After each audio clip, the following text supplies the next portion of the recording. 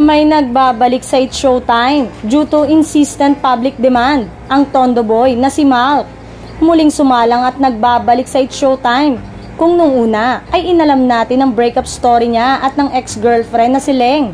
Ngayon naman ay kikilalanin natin siya bilang co-host ni Vice Ganda at kapareha sa Karaoke Kids.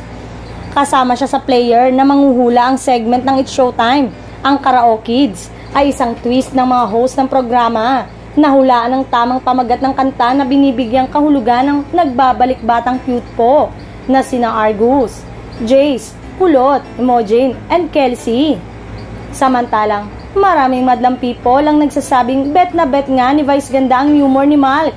Kaya't nilalakad nito sa management na maging regular na ito sa nasabing show. Maging ang mga host ng programa ay tuwang-tuwa sa Tondo Boy na si Malk.